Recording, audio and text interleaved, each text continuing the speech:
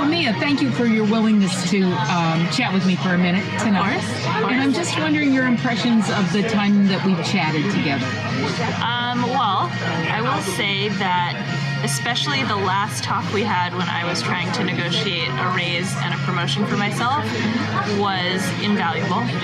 I remember being down in the lobby of my office building and trying to get up the courage to go to the head of my department and tell her that I had gotten another job offer that was twice as much as I was making at the time, and that I didn't want to leave, but I did want a raise. And I remember you called me and we talked, and I told you everything that was going on and all the moving parts, and you were like, okay, let me ask you, if you were a man at the same age, would you even hesitate to ask for a raise?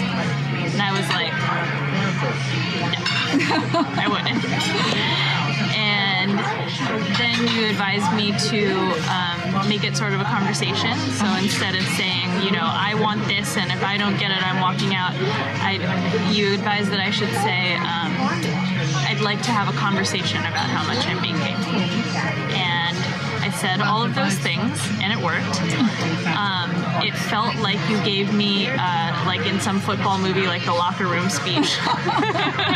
It was like I was in the locker room. Yeah. You like amped me up, and then I was like, okay, I'm ready to go. And I hung up the phone, and I went upstairs and walked into her office. Oh, that was so cool. It was cool. Actually, no, I walked into my boss's office, Jonathan's. Yeah. And I said, I'm ready, let's go. And he was like, right now? And I was like, right now. We went down the hallway, and I was like, here, I have to talk to you. And then we sat down, and we had a conversation. And I cried a little bit while I was talking to her. It was sort of emotional for me. But I don't think I would have gotten through that if I hadn't talked to you first. Oh, that makes me feel so good, Mia. Yeah.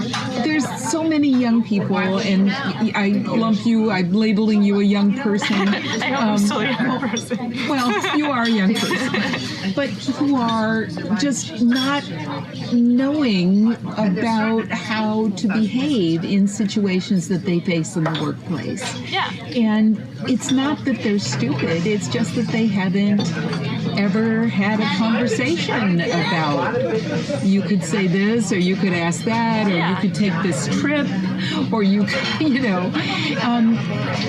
and I feel as if that's something that I can contribute. It sounds like you agree with that. Do you have anything to say about that?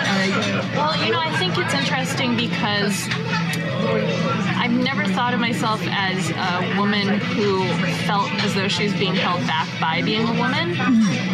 And I'm definitely a feminist and have believed that it just depended on my brain and my willingness and commitment to what I was doing, and had nothing to do with what gender I was. But it was really interesting when you asked me that question, if I was a man, would I have even hesitated to ask? And the answer was definitely yes. So I think talking with you made me realize the ways that I hold myself back without even really being aware of it. And the way that I might take an easy way out just because it's uncomfortable to ask to stand up for myself or to advocate for myself. And I think you said to me, this is a moment where you get to decide whether you are the person who asks for what you need and what you want or not. And that was something that I will carry with me for the rest of my days. What a lovely thought.